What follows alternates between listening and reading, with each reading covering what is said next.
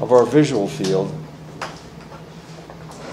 And that's because that's where we see color.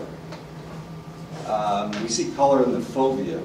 Color acuity is more accurate in the center of the visual field because of the fovea.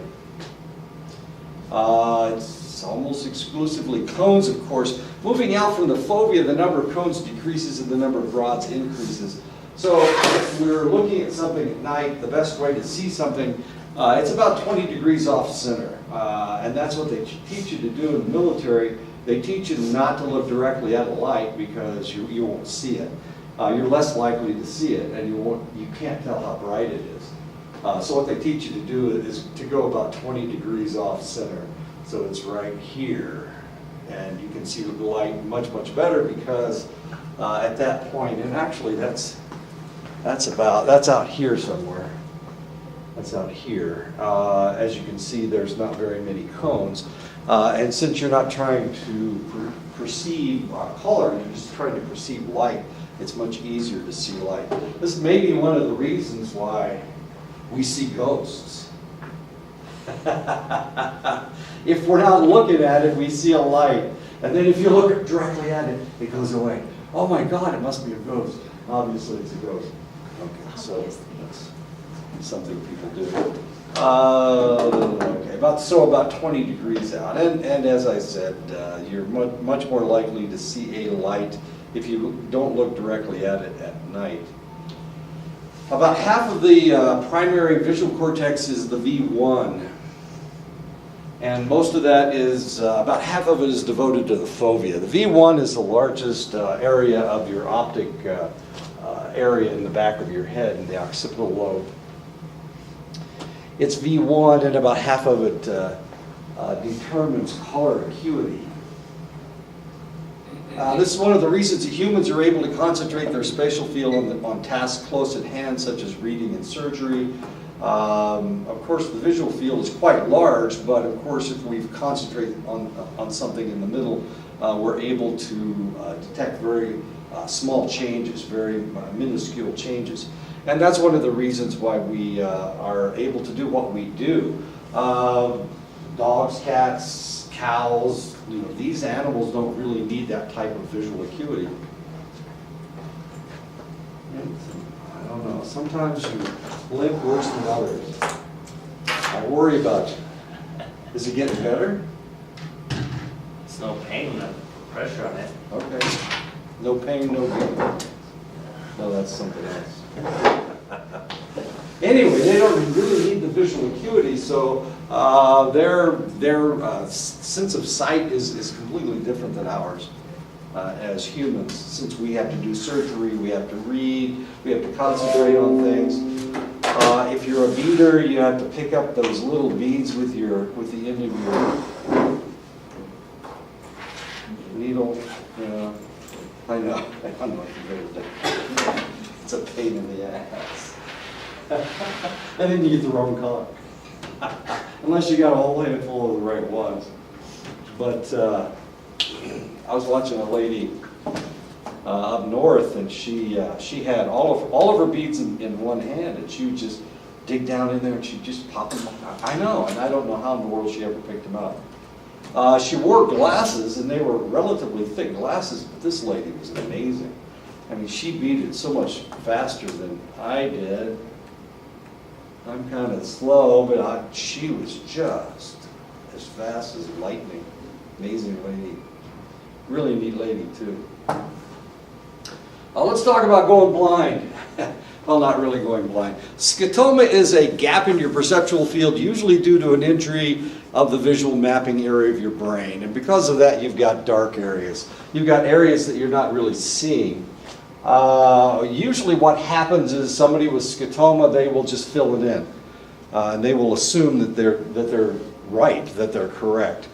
And that's known as scotoma. It's really kind of interesting. This is known as blind sight. People have what they refer to as blind sight. They actually can't see portions of their visual field, but they just fill it in. And it's known as blind sight. Some people who are blind can actually perceive things, and their brains will fill it in. And this is known as blind sight as well. Really kind of interesting. If you stare at the red cross in the middle for an extended length of time, what will happen is, for one thing, you see all of these black and this whole area, you see them moving. But if you stare at that long enough, this will go away. And that's because of your blind sight. Your brain will fill it in. I know, it's blinding, isn't it? It almost makes you nauseous to look at it. Let's flip off of it so we don't throw up. I know, it's blinding. I told you about this before. Each eye is divided into two parts. You have the temporal half and the visual half. The temporal half is on the outside and the visual half is on the inside. As you can see, the nerve cells from the outside stay on that side of the... Are you okay? I guess I'll see that. You still see it? Okay. As you can see, the outside of your visual field stays on this side of your brain. So your left eye, the outside half, stays in the left hemisphere, and the right side, of course, stays on the right hemisphere. But the nasal half crosses, and it goes over to the other side. The right hemisphere takes care of the left eye, the nasal. They used to call this the nasal instead of the visual field. They have the nasal half. Okay, it takes care of the nasal half and also the temporal half of the right side. I know it seems kind of strange. Putting all these pictures together seems almost impossible. Not only that, it flips it upside down at the same time. But as you can see, it's and we are able to see blow to the head. A lot of times a blow to the head, especially if it's in the front of the head, because you get a rebound effect. If you get a blow to your forehead, your eyesight will get fuzzy. Sometimes I know, so all this mapping that takes place in your brain, sometimes this doesn't take place if you get a blow to the head. So if you get a blow to the front of the head, it actually rebounds against the back of your head as well. So you can't see very well. And this is one of the reasons why they hold up 3 fingers or 2 fingers and say, how many fingers am I holding up? Because they want to know if you can see. And a lot of times you can't. The other reason they say, how many fingers am I holding up, is because they want to find out if you understand what they're saying. Depending on what area of the brain has been. What is that stuff? It's blue. Yeah.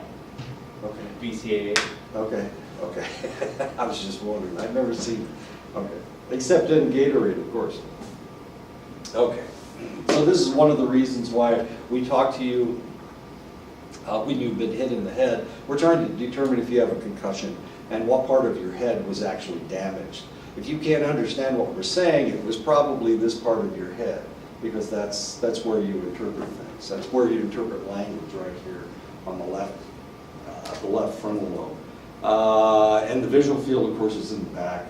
The reasoning portion is in the front. So we need to know all these things. Can you hear me? If you get a blow to the side of your head, sometimes your hearing will go up. Or it will come back with a really loud ringing sound. As the optic nerve leaves each eye, the nerves come together in an area known as the optic chiasm.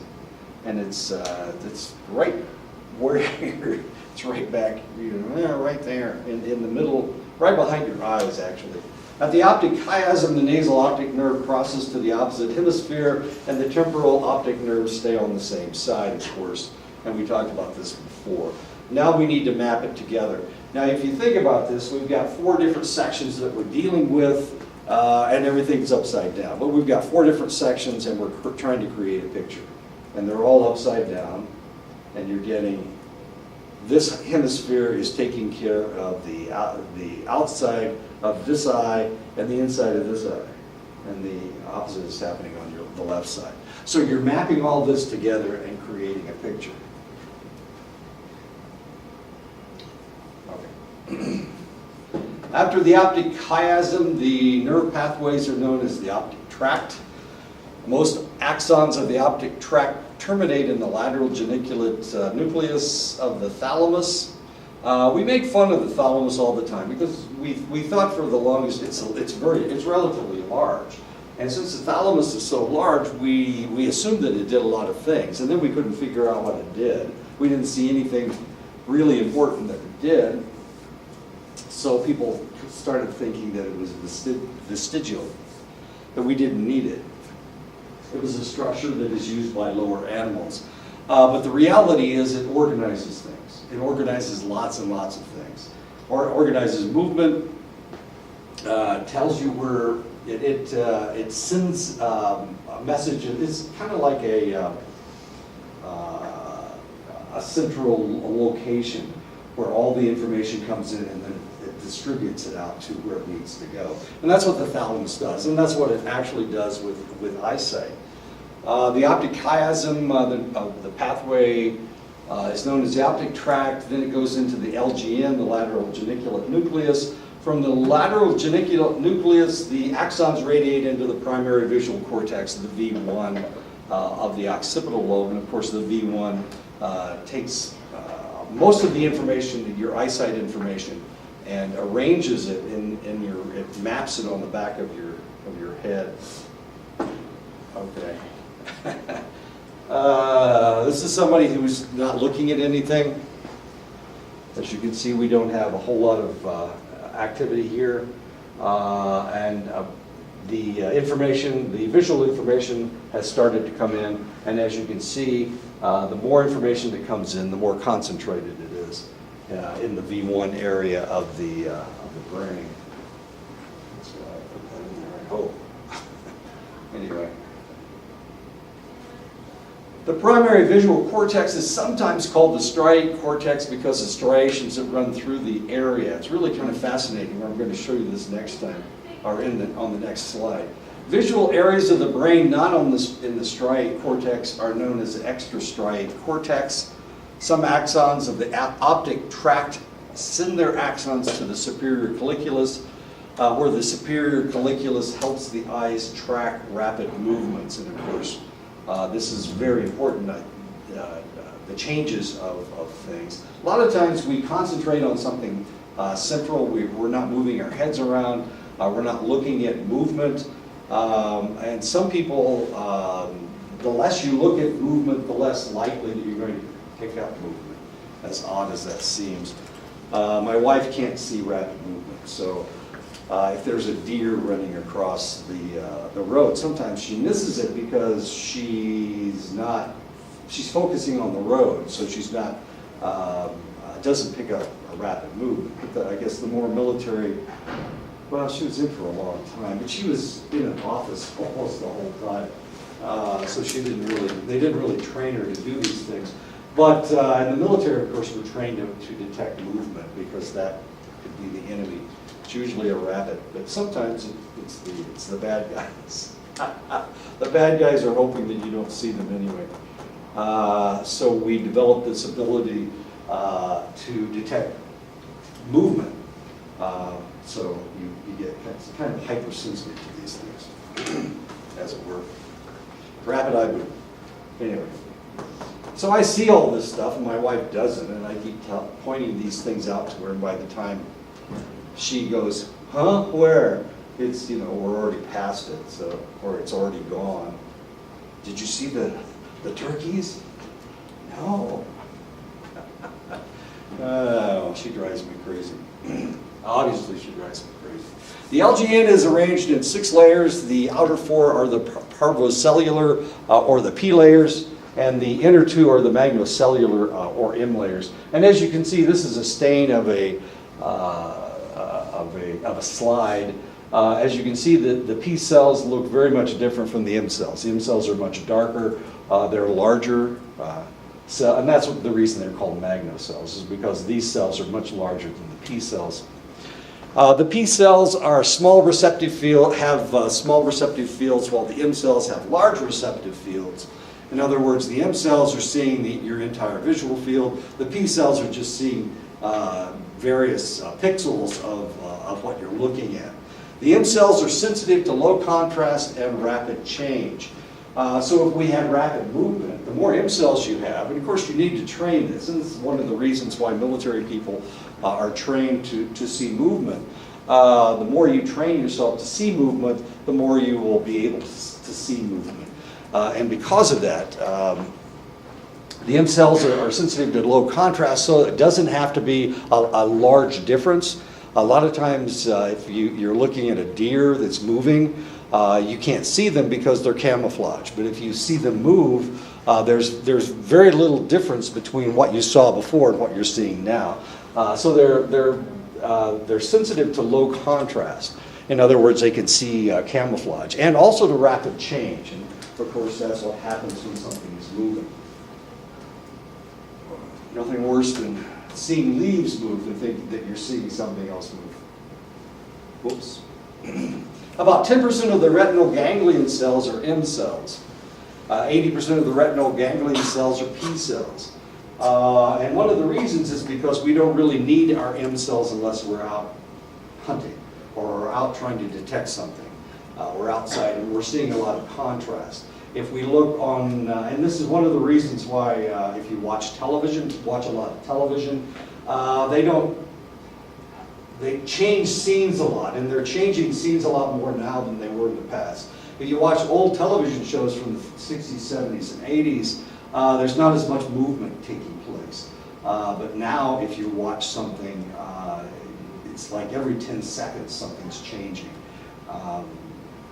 I don't know. I don't know. Maybe we're not as able to concentrate on things as much as we used to be able to. But it seems that things are changing on television. The other thing that's happening on television, we see a lot of reality television shows, Survivor, and all kinds of Big Brother. You watch these shows. You watch them. My daughter does. Drives me crazy. And she'll call me up. Did you see Survivor last night? I don't watch Survivor. Why are you telling me about Survivor? Evidently something happened last night. I think Survivor was on last night. And everybody was crying. Emotion. 80% of the retinal ganglion cells are P cells. P cells require high contrast to be stimulated. Of course, that's what you're using when you're looking at the computer because you have high contrast there. They're relatively insensitive to rapid temporal change, such as a flicker. And for this reason, of course, if we look at our computer screen, the reality is the screen is flickering all the time. That screen's not flickering, this screen's not flickering because, well, they're not computer screens.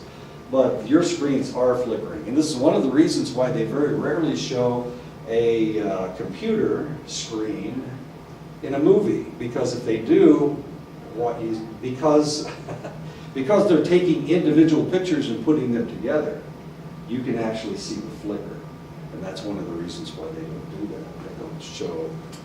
They don't show computer screens.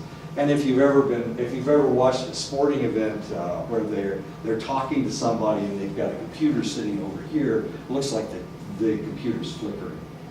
Because what you're seeing is picture, picture, picture, picture, picture. It's not a continuous thing. Our brains don't really detect that, but because they're individual pictures, we can see the difference between one and the other. So we see it flicker. And that's one of the reasons why they very rarely show computer screens on television or in a movie. Because if they did, you would be able to detect the flicker. But that's your P cells. And actually, when you're watching television or you're just sitting there without very much movement taking place, you're using your P cells. You're not really using your M cells. And of course, you can,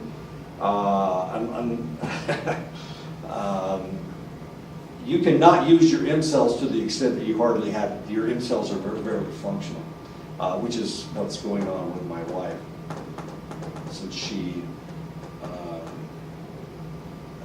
doesn't go outside a lot and doesn't really look at movement outside. P cells are sensitive to different wavelengths of light, and they therefore detect color.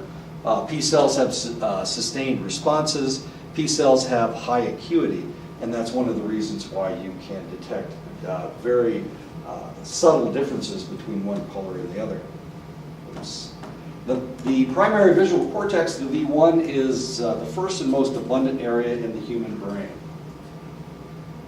That's because we have what is known as visual capture. Visual capture has to do with you believe what you see above anything else. What you smell, what you hear, what you taste. You believe your eyesight first, and this is known as visual capture. And it's because our vision does dominate all of our senses. From the V1, the stimulus is farmed out to other areas of the brain, depending on what part of the eye the stimulus comes from. Areas are designated from V1 to V5, as you can see. I think you can see that. Yeah, V1 to V5. Researchers have discovered that there are 3 different kinds of cones. This is really kind of fascinating. The cones are sensitive to short wavelengths only. There are cones that are sensitive to short wavelengths only, cones that are sensitive to long wavelengths only, and cones that are sensitive to the middle wavelengths. And they detect different colors, of course. Of the middle wavelength cones, some are more sensitive to the higher ranges of middle. Some middle range cones are more sensitive to the lower range of middle. There are twice as many long wavelength cones, red cones as middle wavelength cones, green cones and yellow cones that detect greens and yellows. Of course, short wavelength cones are the fewest. They detect purple and blue and purple. If we have the inability to see select colors, normally it is between red and green. It has to do with red and green. You can have, and of course, remember, we have 4 million cones in each eye. So it's not like, each, you have to choose between one and the other. That's not the way it works. You've got 4 million of them, so you've got lots and lots of color detectors in there. But some people have, they don't have red cones, but they don't have the long wavelength cones or the short wavelength cones, and they can't see reds and greens. Depending on your mother. If you're a guy, if you're a female, it depends on both your parents. If you are colorblind to any extent at all, both of your parents have to have the same color blindness for you to have color blindness.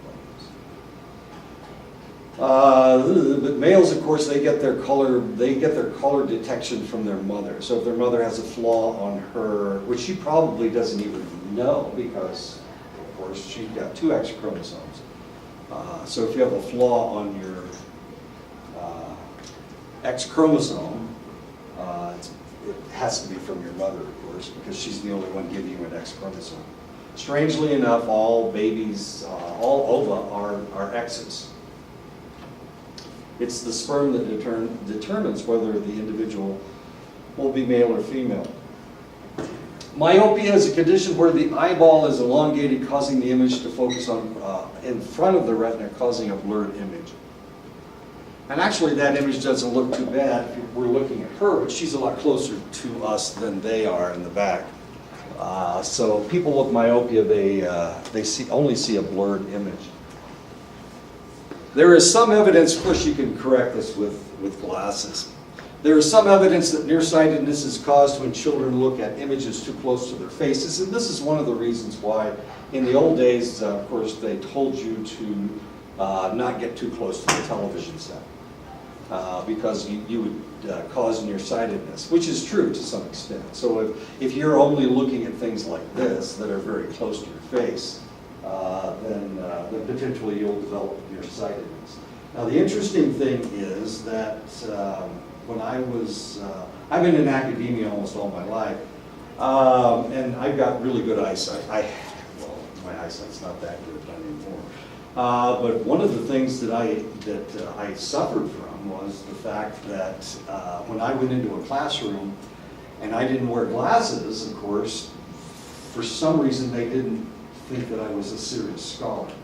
Because all serious scholars, of course, read a lot of books, and since they read a lot of books, they hold them really close to their eyes, and they make themselves nearsighted.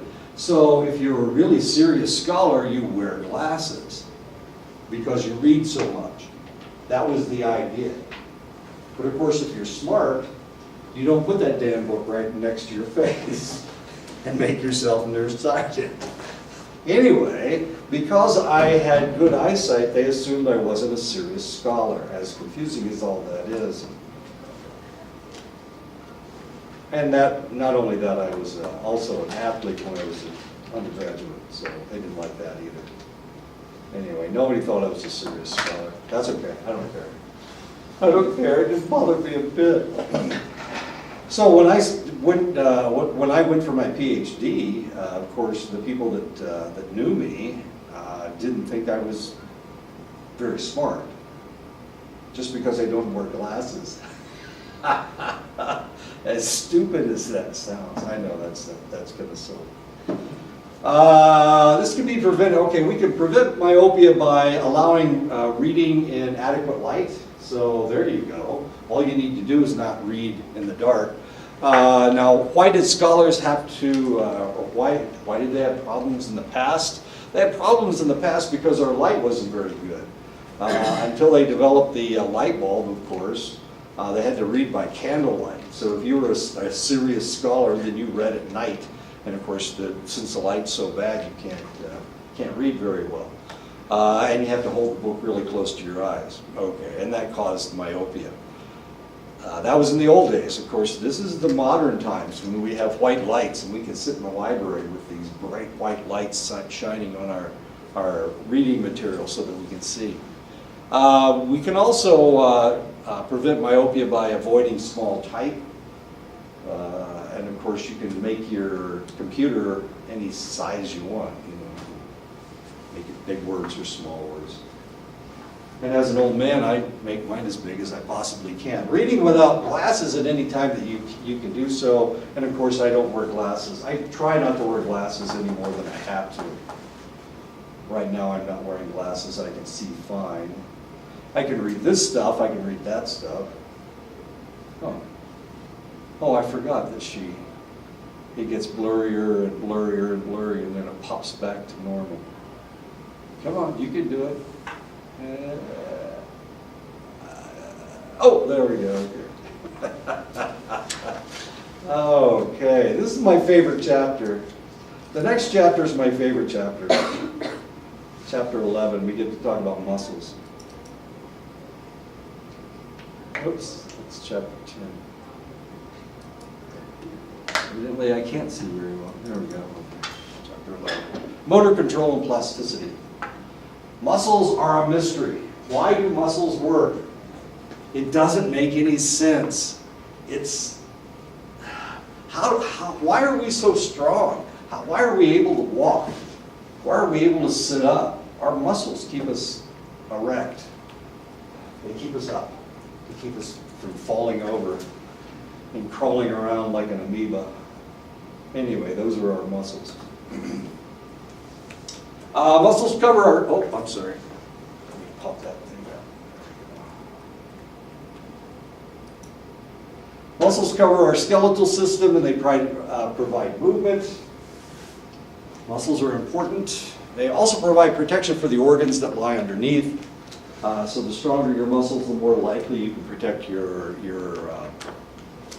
organs. But the reality is, if you have thick layers of fat, of course, that protects your organs as well. Not as well, because your muscles can form a solid sheet, a hard sheet, and fat you can't do anything with. It's just whatever it is.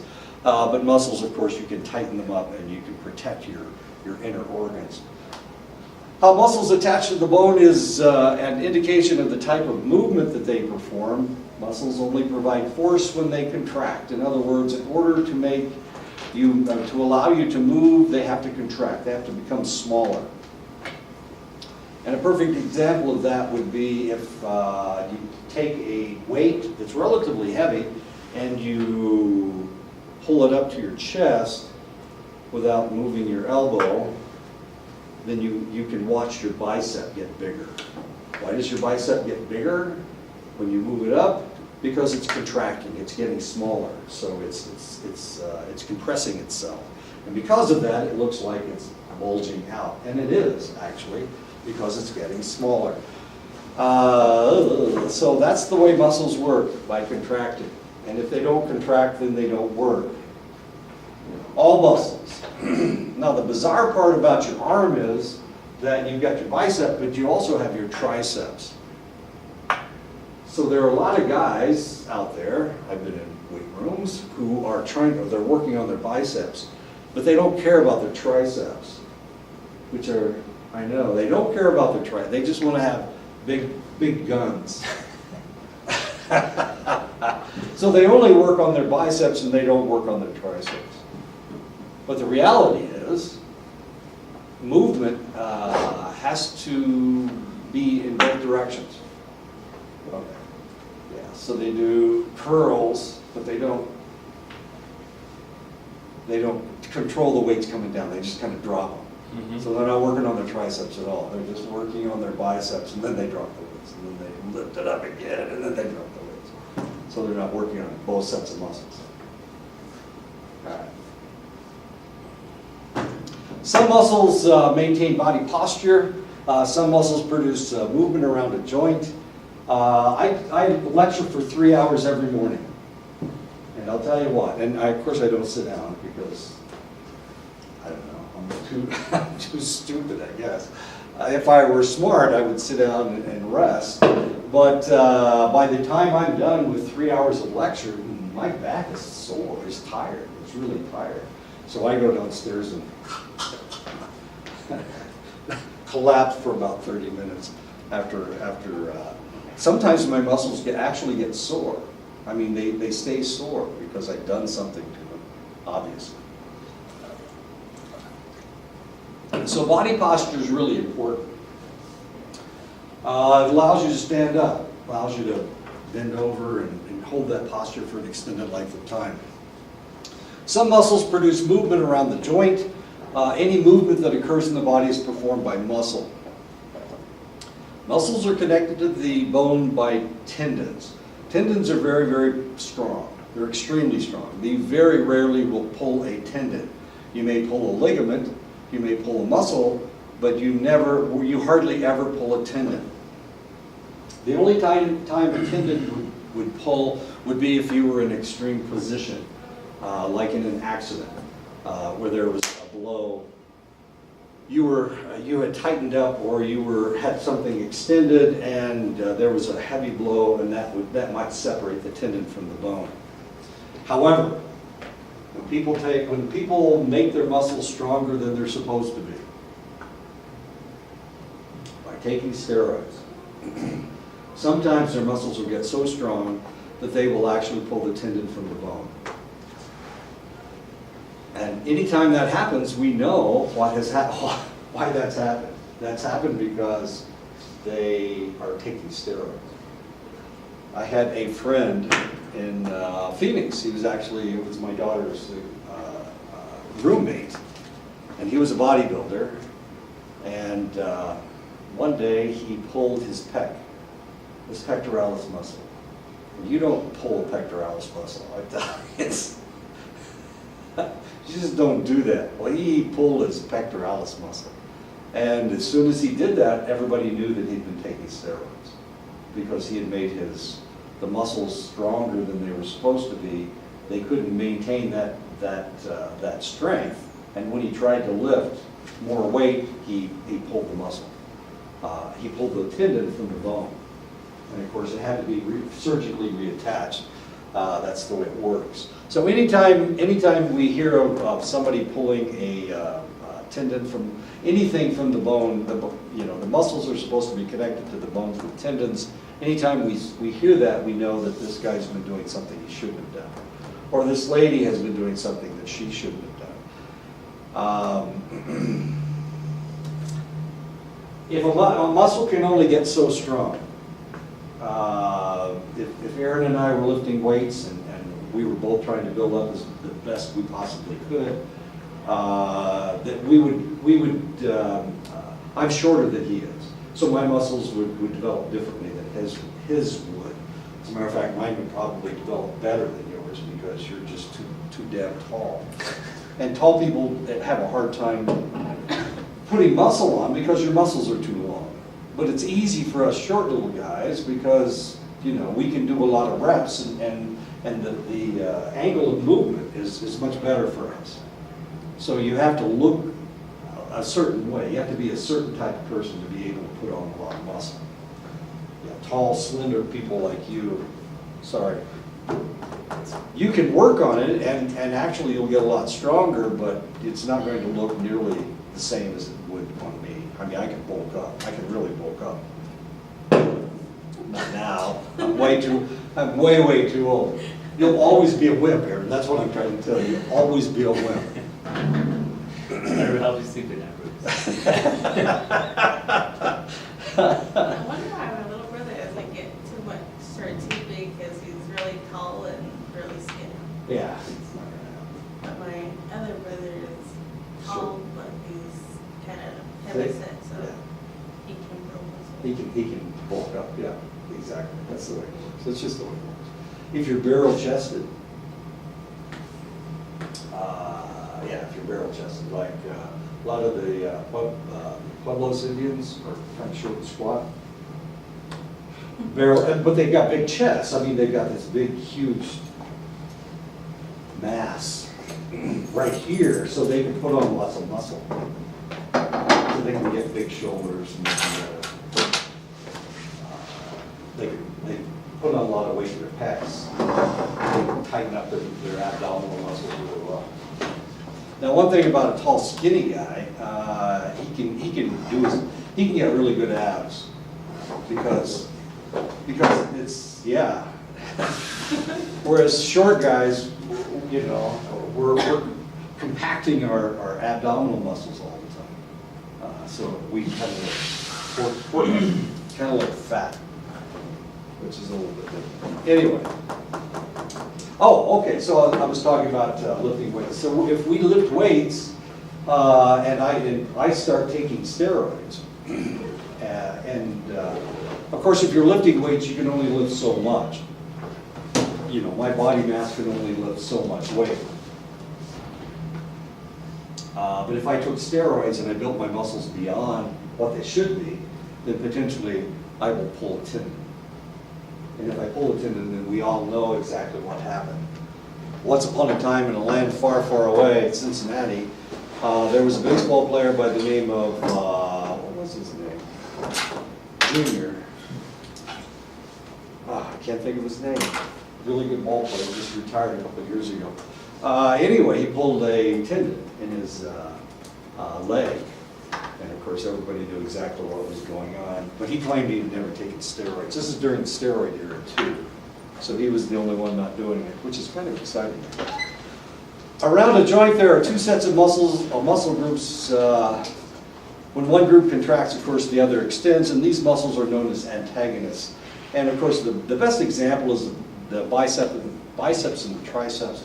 Why is the tricep called the tricep? Well, there's three muscles, and the bicep only has two muscles. Of course, we talk about the bicep all the time because that's the one that looks good. But I think, well, I don't know.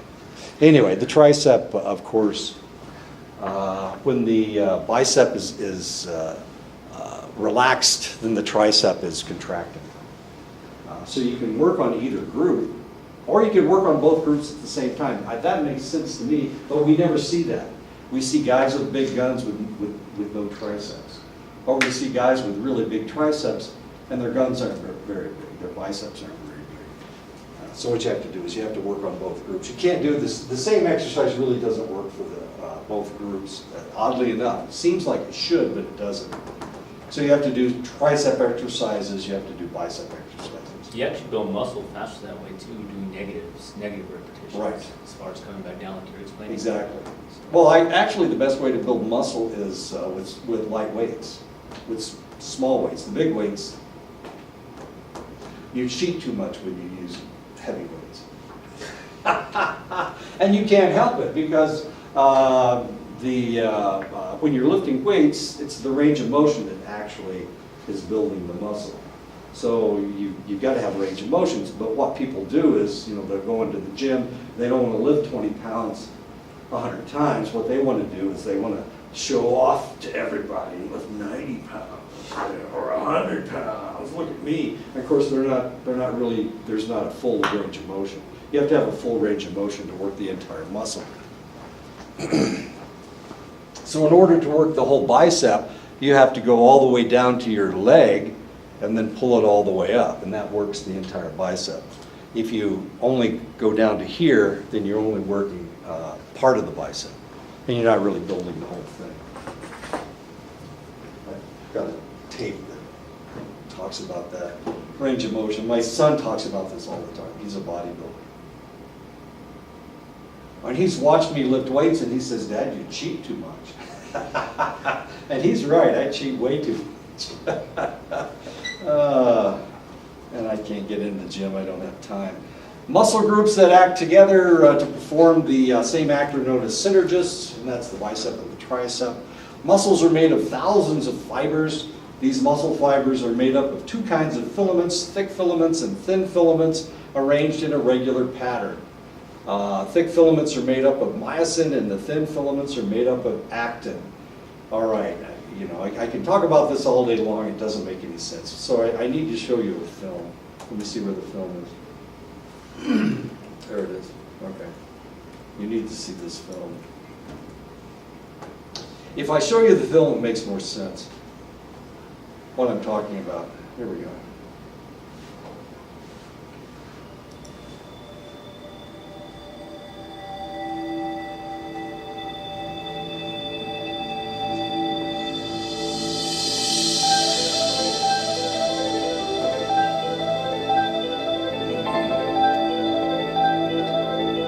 This guy sounds like Alexander.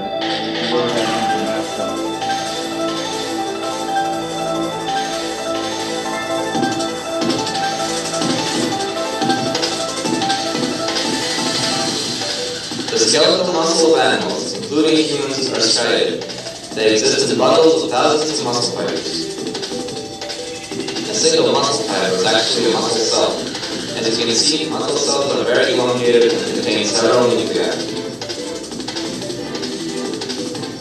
Back inside the muscle cells are contractile myofibrils.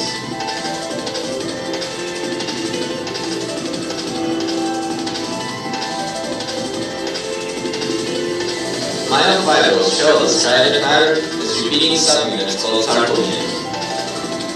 When a motor neuron stimulates a muscle fiber, overlapping filaments and sarcomeres slide along one another, and the sarcomeres shorten.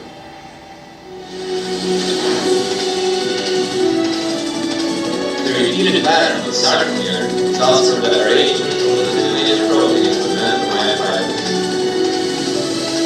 Myosin,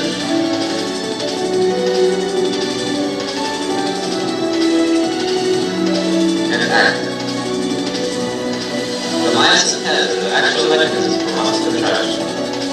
Now let's examine. So what's happening here is the red part is the myosin, and the blue part is actin, and the myosin head will pull the actin along, and that's why the muscle moves, because of the myosin and the actin, and the myosin heads are what's pulling the actin, as it turns out.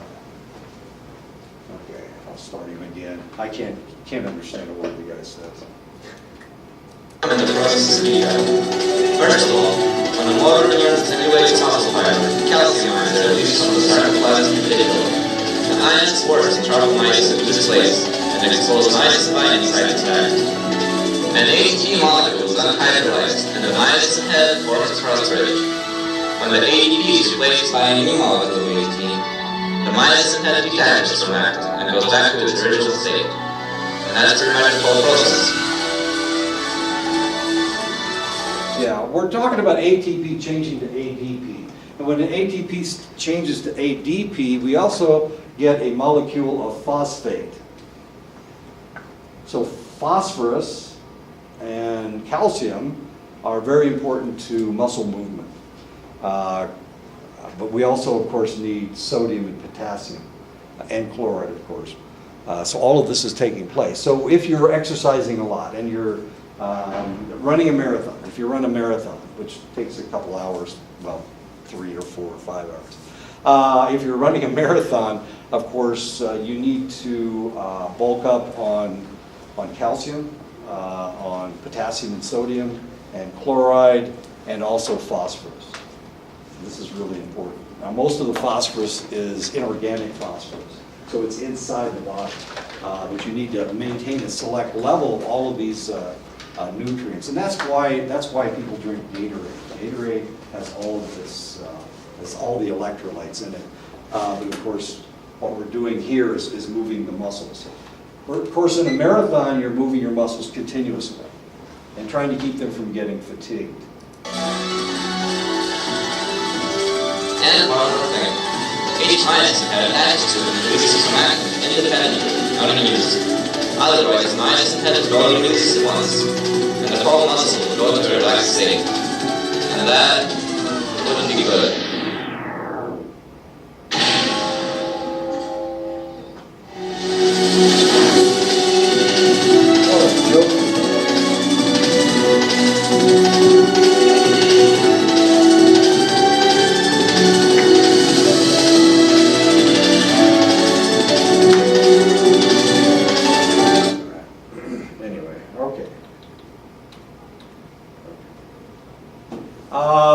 There's two basic types of muscles in your body.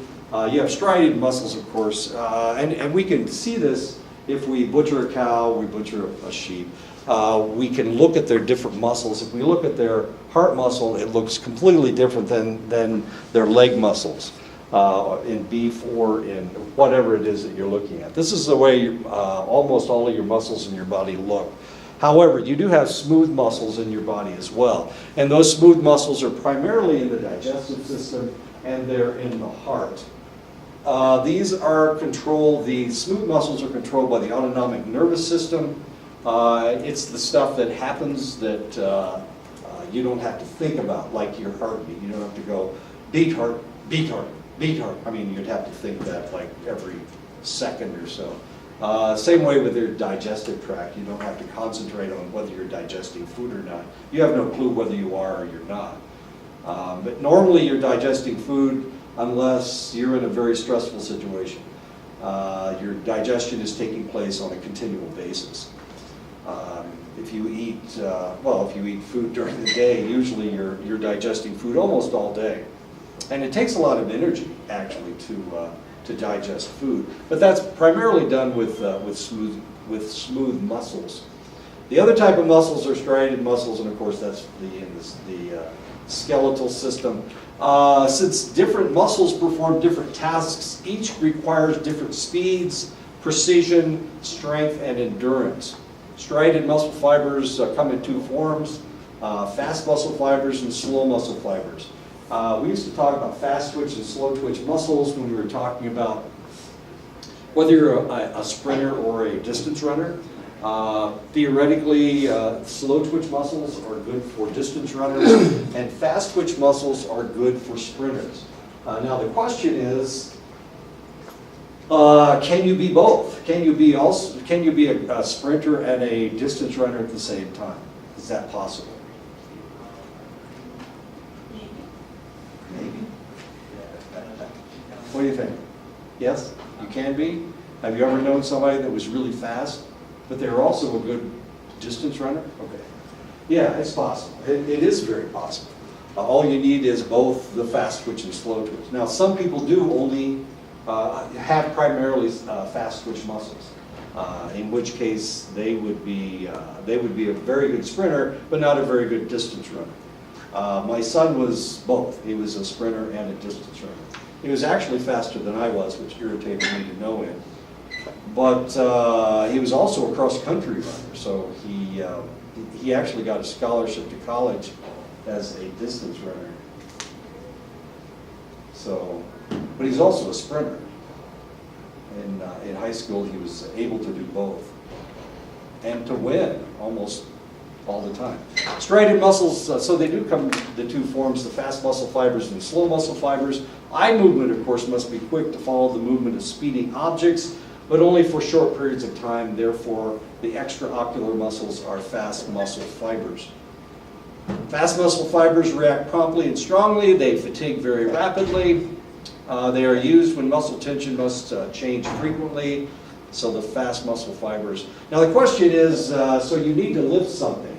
So what are you using? Your slow muscle fibers, your fast muscle fibers?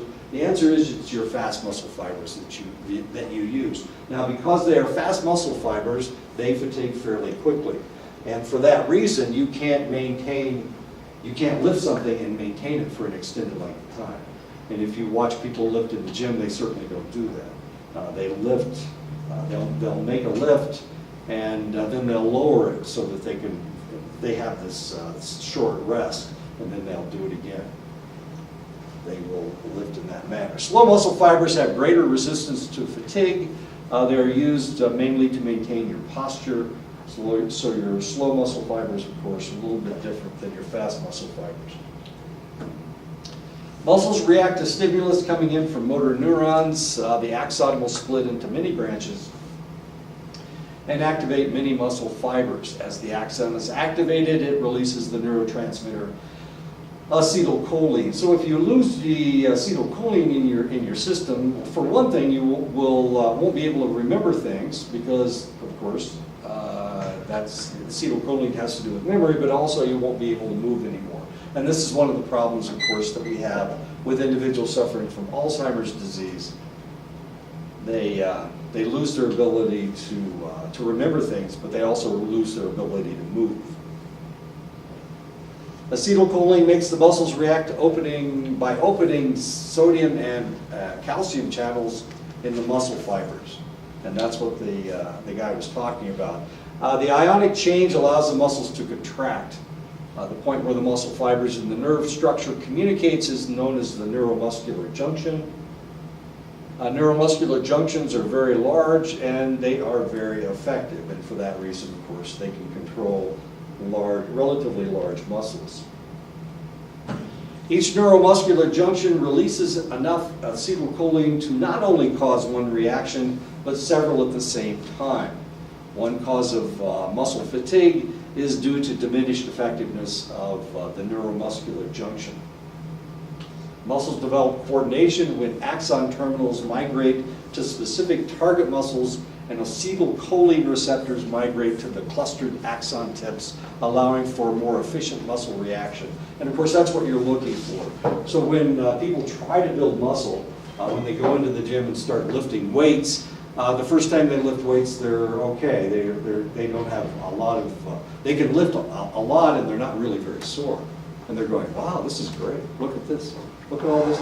I can lift all this weight and not get sore. And then the next day, of course, they got all kinds of pain because they have, what they're doing is they're breaking down muscle.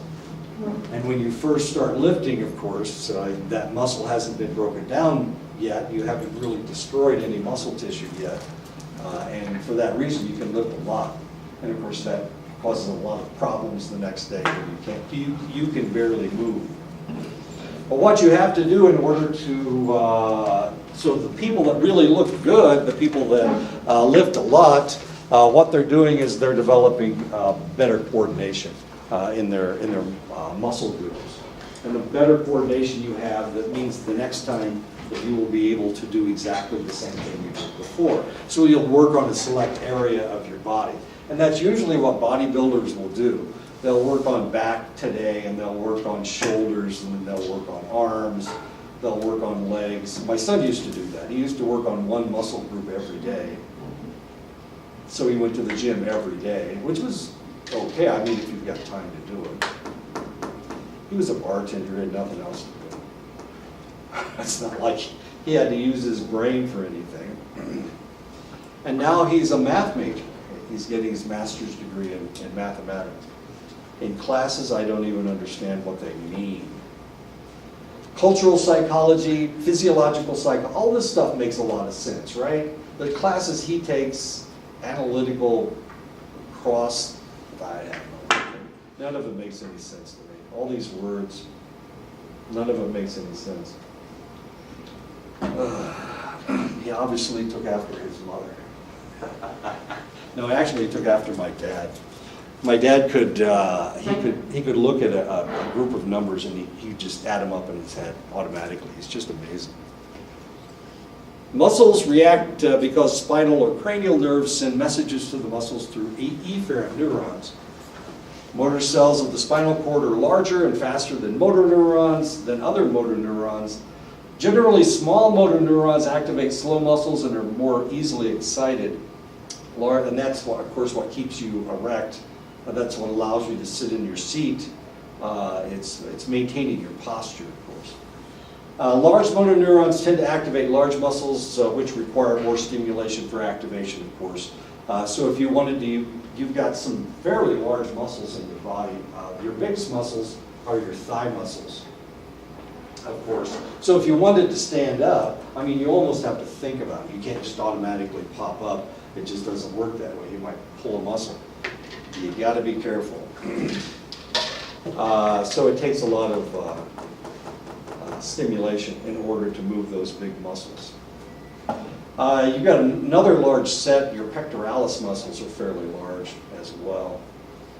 You would think that your biceps would be big, but they're actually not that big compared to your leg muscles, right? Okay. Even your calf muscles are bigger than your biceps. The body must maintain control over the position of its parts. This knowledge of the position and state of its muscles and limbs is called proprioception. This knowledge is maintained by select receptors that report muscle and joint position. So we have to know where we are all the time. You guys are sitting in your chairs, you're moving your leg back and forth. You just moved your arm, you're trying to keep your leg straight so that it doesn't hurt as much. Right, there we go. Okay, all of these things. We're doing all of these things, so we have to maintain our positioning. How do we know where we are? How do we, why you're leaning on your arm, why doesn't your head just fall right down to the ground and you go to sleep? I'm tired, so I feel like falling asleep myself. How do I know that I'm standing up? How do I know this? Well, my muscles tell me where I am. There are different receptors that give me the position of my muscles. They tell me where my muscles are. They tell me where my skeleton is. Muscle spindles lie parallel to muscle fibers, and they tell us where our muscles are. Golgi tendon organs report on the position of joints, and they're situated with one end attached to the tendon and one end attached to the muscle. Muscle spindles are located in many areas of your skeletal muscular fiber. Muscle spindles are actually spindle-shaped, and that's why they're called that. They actually look like this. This is what a spindle looks like. If you've ever, what are we doing? Spindle. What do you use a spindle for? Wool. Weave. Yeah, weaving. Yeah, you use a spindle. It actually looks like that.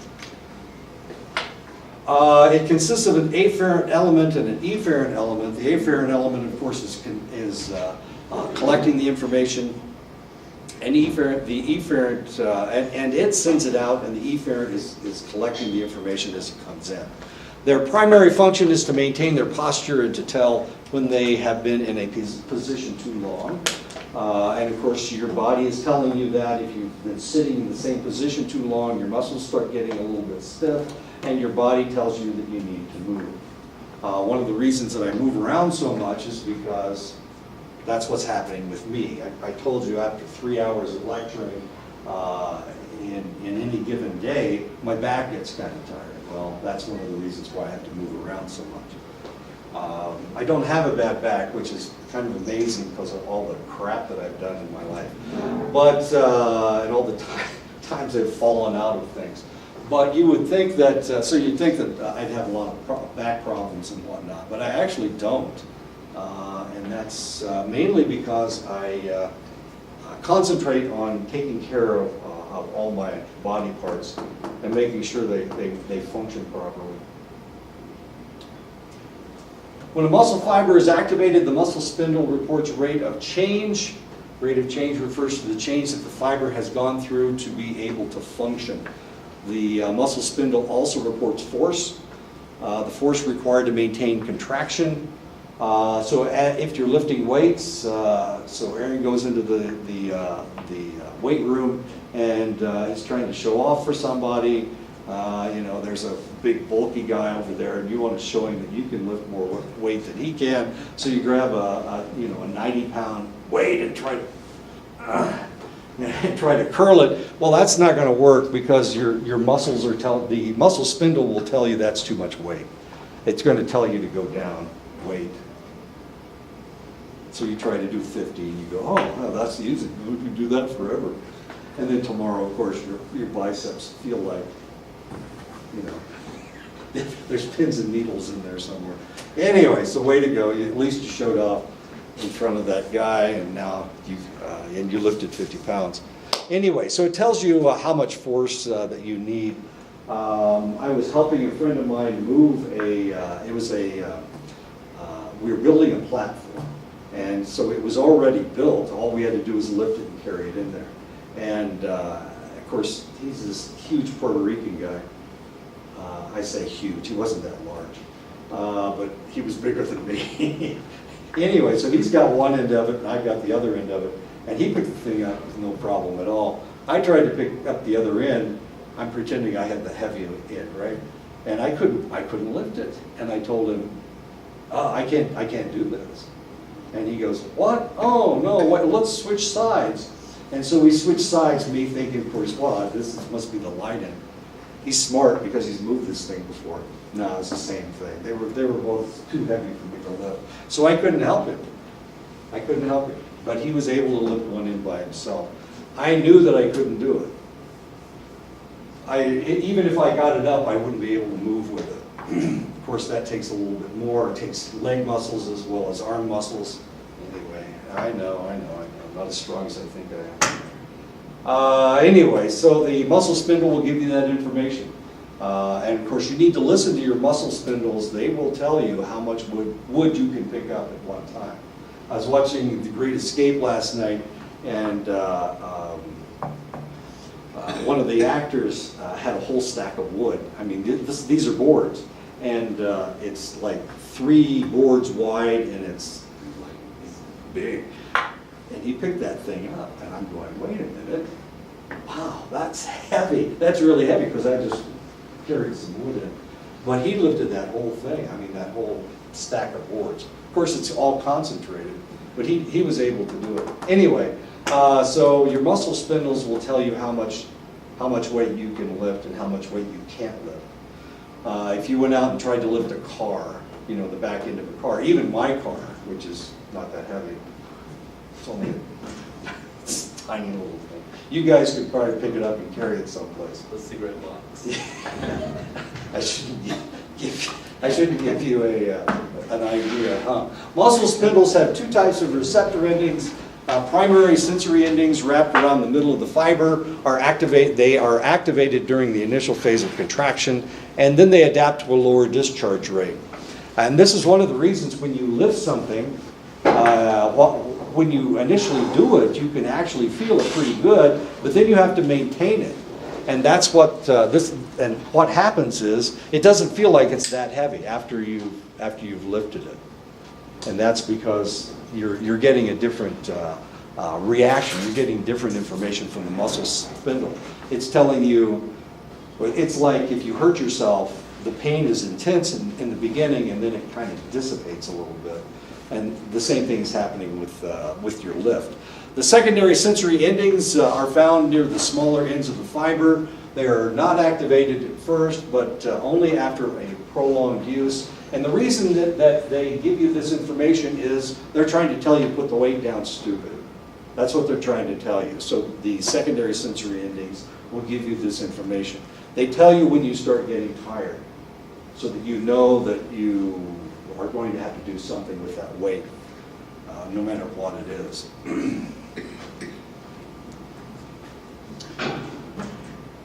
So Johnny forgets his jack, and so he picks up the end of the car, and he's trying to hold it for long enough so that they can put the wheel back on. They used to do this with the wagons all the time. I don't know if you can do it with an automobile, but pretty soon you're going to have to put the damn thing down. Whether the tire's on there or not, whether the wheel's on there or not. you're gonna have to put it down, because it's just too heavy. Can you lift a car? A small one. Maybe. Well, you can lift it a little bit, I and mean, but you can not- lift it. Not just one person, but a lot of people. Oh, no, one, well, No? one person can lift the end of a car. Oh. It's angle, it has to do with angle, and you're just lifting with your legs. You're not really lifting this part, you're just holding it with this part. So, yeah, your legs can lift a lot of weight. And sometimes it works, I mean, usually it'll work, especially if it's an emergency situation. You've got adrenaline running through your system. Are you going to damage yourself, like your back, if you try to do that? Well, it all depends on what you're lifting with. As long as you're just lifting with your legs, then you're probably okay. If you've ever seen anybody in a weight room doing their leg exercises, they can lift 1,000, 1,200 pounds with their legs. So as long as you just use your legs. I mean, your biceps, you're not going to be able to curl the car, the end of the car, but you can lift it up. Yeah. And actually, you're not lifting the whole car anyway, you're just lifting the back end of it. Depending on how large you are. Yeah, you guys are too tall, so when you lift it, you're going to be lifting a lot higher than I am. So it might be a little bit easier for me to do it because I'm only lifting it this far, and you guys are lifting it like this far because you're so tall. Get the short, yeah. John, I'm sorry, John is the one who lifted your damn car. Muscle spindles are informed of impending action through two special motoneurons. The gamma motoneurons or the gamma efferents change the position from the initial movement, comprise about 30% of the efferent fibers. A lot of times, as long as you don't move, you're okay. You can lift a lot of weight, but of course, if you have to shift that car, if you're trying to move it over or something, then it's a different story. Where was I? I was in Germany, and I went off it snowed, and we had like this much snow. And so I went off the Autobahn, and I was on the ditch. I was not in a ditch, I was just off on the side of the road. I couldn't get out because I was in snow this high. So these factory workers stopped to help, and there were 6 of them. And they picked my car up and moved it back on the road. They were able to do that because each one was only lifting, I don't know, my car was 1,500 pounds. So each one was only wasn't lifting that much. There were 6 of them plus me, that's 7. And we picked that car up and moved it over, a couple steps over to the left in order to get it out of the snowdrift. They thought it was funny. They stunk. Oh my God, did they smell bad. It was on a Friday. Germans only bathe on 1 day a week, so. And it was the day before they bathed, so it was pretty smelly. But I was very appreciative of them helping me, of course. Alpha motor neurons, initial movements, they detect initial movement. 70% of the efferent fibers are alpha motor neurons, 30% are gamma motor neurons. While individual muscle movement is monitored by the muscle spindle, muscle contraction is monitored by the Golgi tendon organ, and it's attached to bone. It's a tendon, so it's attached to the bone. So inside all of your tendons, you have these Golgi tendon organs that will tell you where the joint is.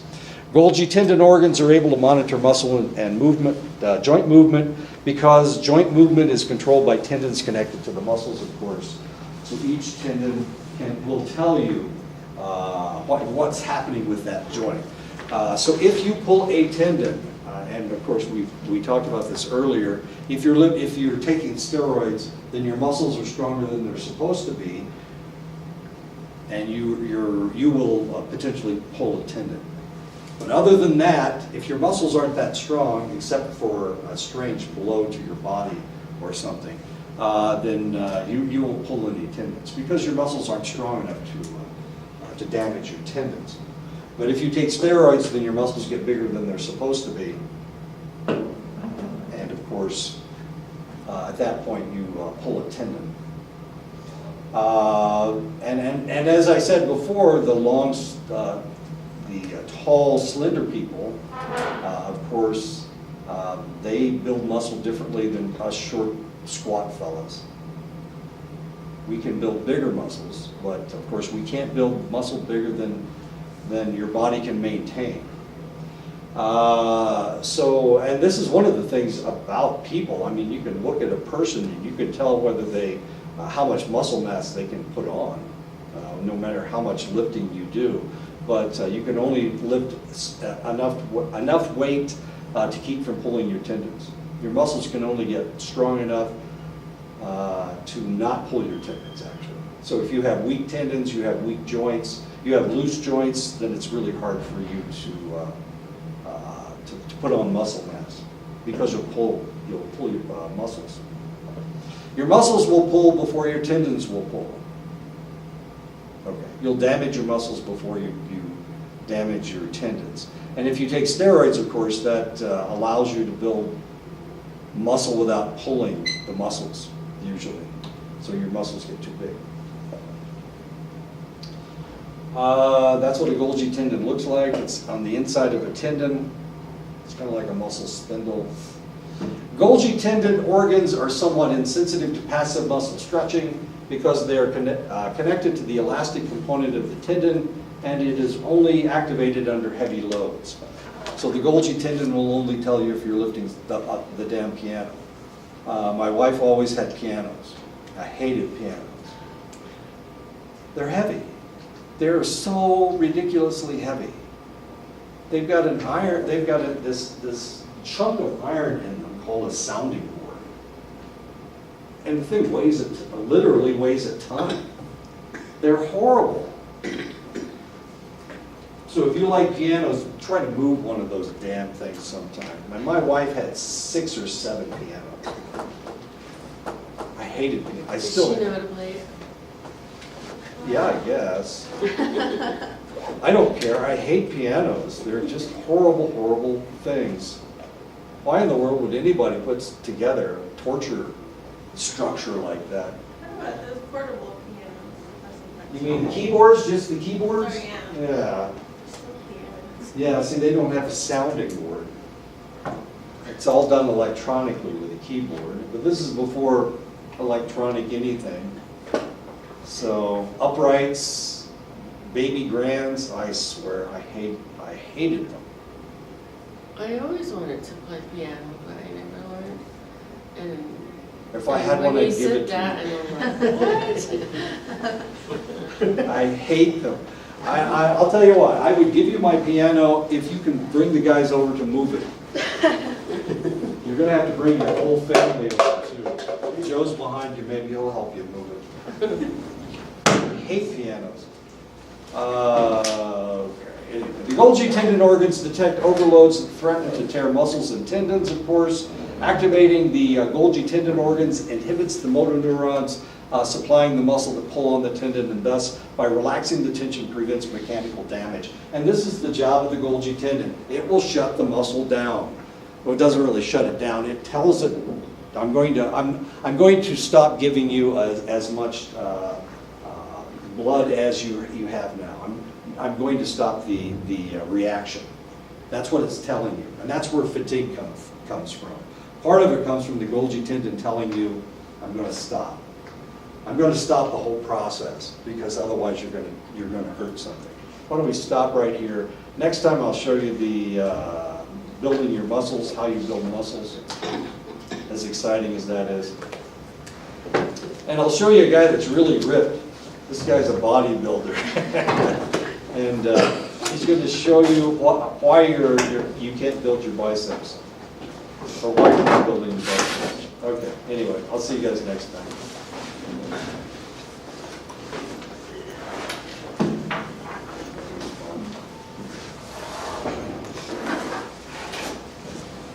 Whoops.